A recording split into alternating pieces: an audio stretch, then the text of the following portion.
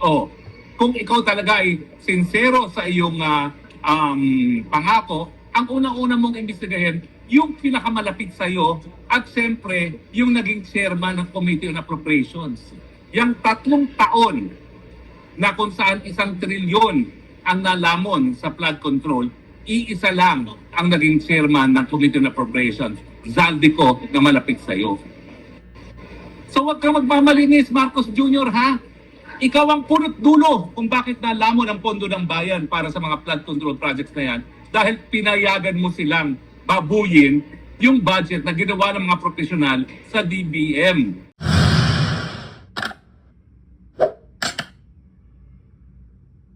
Anyway, kanina kasi pinakausap ako na kaibigan ko pa mula ng Trilo. At ang sabi niya, abay mukhang si Marcos daw ay naghaharap ng legacy. At mukhang tutuluyan daw talaga yung mga dambukala na lumamon ng flood control projects.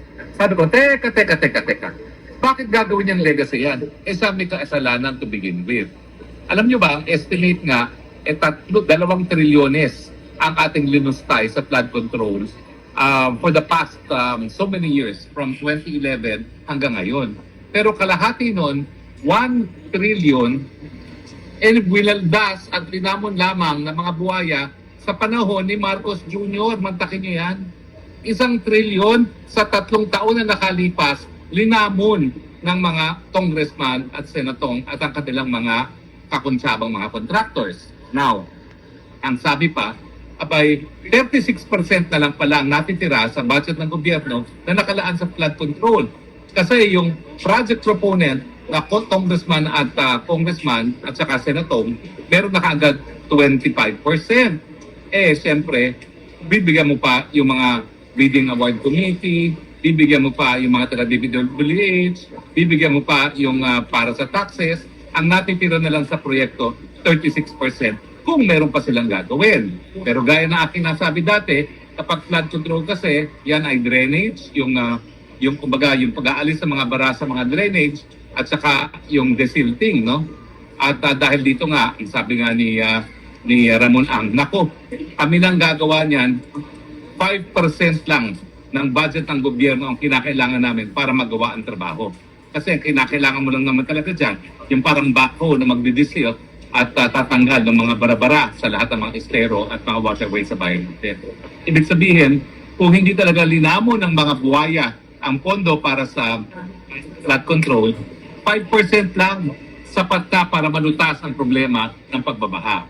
At natutuwa naman ako na ngayon na si Cardinal Tagle ay nagsalita na rin, no? Na talagang kasalanan itong ginagawa nila na paglamo ng flood control, na meron naman pera talaga ang gobyerno, kaya lang hindi napupunta sa dapat puntahan. So, kung totoo na maglilitis at paparusahan ni Bongbong Marcos itong mga lumamon sa flood control projects, kasama na dyan yung sa Bulacan, na lately lamang ay tinanggal yung district engineer dahil nga napakalaking mga halaga palang flood control project na nakalaan dyan sa Bulacan na hindi naman nagre-resulta sa pag-ibsan ng problema sa pagbabaha. Tama ba na ito magiging legacy ni Marcos Jr.? Tingin ko hindi. Unang-una, kalahati ng 2 trilyon, 1 trilyon. Nalustay sa kanyang termino na 3 taon pa lamang. Bakit natin sasabihin na siya pangilang hero? In the first place, hindi niya dapat inallow yung pag-i-insert ng mga budget for flood controls nang nakalipas sa 3 taon. Ano ibig sabihin ko? Kasi lumalabas na yan, nagsalita na si Secretary Bonoan. No? Yung taon nakalipas, kung hindi ako nagkakamali, mga 400 billion ata. I-check ko po yan, pero 200 to 400 billion ang insertions for flood control. In the first place, nung tinangkad gawin niya ng mga congressman nung panahon ni Tatay Digong, nung speaker si Gloria Macapagal Arroyo, anong ginawa ni Tatay Digong? Binito lahat ng mga binagong items sa National Expenditure Plan. Ulitin ko po ha, kasi National Expenditure Plan, ang gumagawa niyan, DBM, ang executive, ang presidente, sinusumite sa Kongreso. Now, nung panahon ni Tatay Digong na naging swapang ang mga congressman, binago at naglagay sila na kung ano ng mga proyekto at marami pa yung mga tinatawag na for later release. Kasi yan yung mga proyekto na papupondohan lamang kung magkaroon ng pondo ng gobyerno. Pero nangyayari dyan, pinapalitan ng mga congressman at senatong yung budget talaga na ginawa ng Malacanang para mapunta sa kanilang mga distrito. At ang paborito nga nila ay flood control. So noong panahon ni Tatay Digong Benito, ang tanong ko, bakit ka nagbulag-bulagan? Alam mo naman, Marcos Jr., kung paano at ano yung mga hiningi mong budget para sa flood control at iba't ibang mga proyekto. Eh bakit ka pumayag na kalahati ng yung 1 trillion na yan, rene-align at in-insert para sa mga flood control projects? Po, pwede mo namang i-veto yan. So wag kang magmalinis ngayon dahil ikaw ang dahilan kung bakit nalamon ang 1 trillion sa nakalipas na 3 taon ng iyong termino. Dahil kung binito mo yan at meron ka naman kapangyarihan magbito, hindi nagtagumpay ang mga buwaya na lamunin ang mga pondo na nakalaan sa flood control. Di ba? Ngayon sa sinasabi mo, ibibito mo kapag pinakailaman nila ang budget. Hindi ba too late na hero na yan? At budget yan for 2026? Sa totoo lang, isang budget na lang ang hihingin mo eh. Kasi in 2028, ibang presidente na eh. Ngayon ka pa ba gagamitin mo ang veto power para maiwasan yung paglamon ng pondo ng bayan? Ang totoo niyan, nagbulag-bulagan ka. Kasi sino ba yung mga top contractors na lumamon? Kasama dyan ang magkapatid, nako, na talagang napakalapit, hindi lang kay Romualdez, kundi sa'yo. Dahil ako, testigo na nung eleksyon, ginagamit mo talaga yung helicopter ng mga ko, ni Zaldico. Diba? Na kung tayo ngayon nagpunta doon sa, saan ba yun? Sa Abra, ikaw lang ang nakatawid papunta ng Kalinga. Bakit? Kasi yung Agusta helicopter, yun yung pinakamahal na helicopter na pag-aari ni Zaldico, yun lang ang pwedeng tumawid. Dahil meron siyang radar capability. Lahat ng mga sinasakyan namin mga helicopter, visual lamang. Kapag cloudy, hindi na makatawid. Kung ikaw talaga ay sincero sa iyong pangako, ang unang-una mong imbestigahin, yung pinakamalapit sa iyo at siyempre yung naging chairman ng Committee on Appropriations. Yung 3 taon na kung saan 1 trilyon ang nalamon sa flood control, iisa lang ang naging chairman ng Committee on Appropriations, Zaldico, na malapit sa iyo. So wag kang magmamalinis, Marcos Jr. ha? Ikaw ang punot dulo kung bakit nalamon ang pondo ng bayan para sa mga flood control projects na yan dahil pinayagan mo silang babuyin yung budget na ginawa ng mga profesional sa DBM. Alam niyo yung budget process, nung ako'y kongresista, ako'y sinunod ko talaga yan. Pupunta ka talaga sa municipal planning office, pupunta ka sa provincial planning office, pupunta ka sa regional planning, development council, regional development council, provincial development council. Dahil dyan nagpo-propose ng mga projects. At siyempre, pag ikaw'y magpo-propose ng project, may feasibility at merong scope of work. So dapat tumaan sa proseso ng dating yan.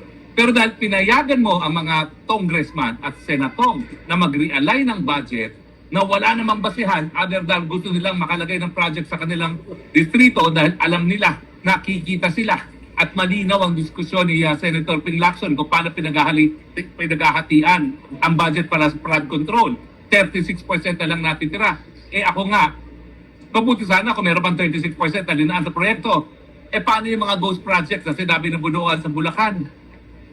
Walang kahit anong proyekto na sinimulan. Linamon lang ang pera.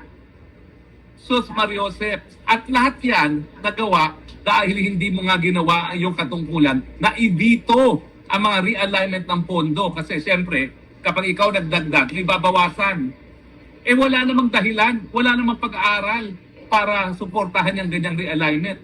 Sunod ka lang ng sunod sa kagustuhan ng congressman dahil unang-una, inaasahan mo ang iyong pinsan na si Tambaluslos na siyang mag-aalaga ng mga congressman para nga magamit po sila laban sa kalaban mo.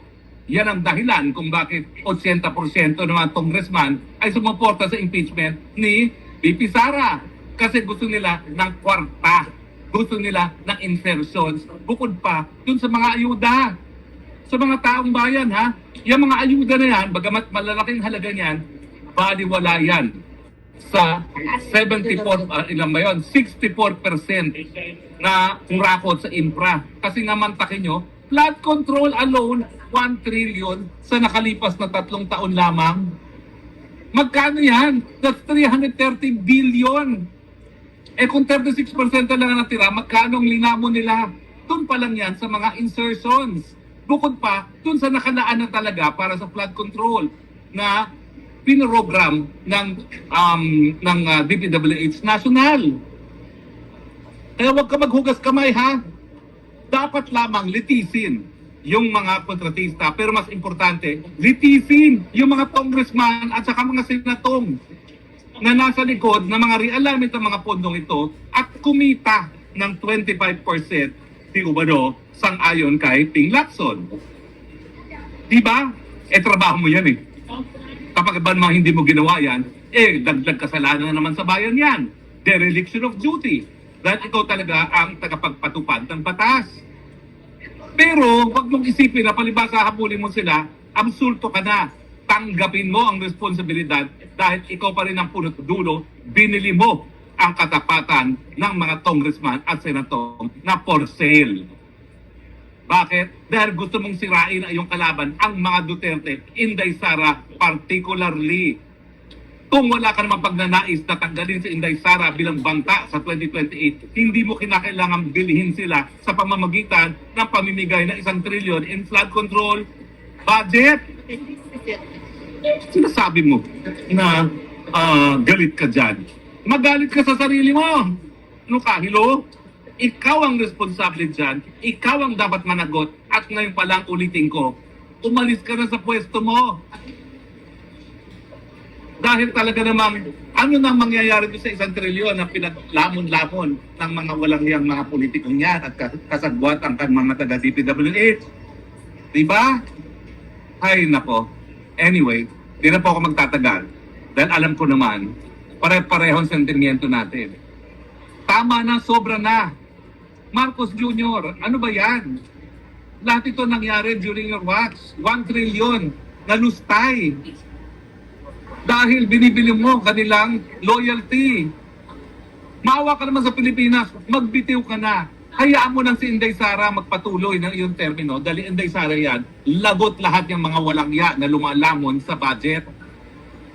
Kahit anong sabihin mo, ang mga Duterte, hindi yan kumikita sa mga proyektong infrastruktura. Never! At yan ang sabi talaga sa akin ni Tatay Digong, hindi kinakailangan pagkitaan dyan. Okay? Hindi ko alam kung completely malinis, pero alam ko talaga, ang assurance sa akin ni Tatay Digong, hindi siya ever kumita sa mga infrastructure projects, whether be it as mayor, as congressman, or as president.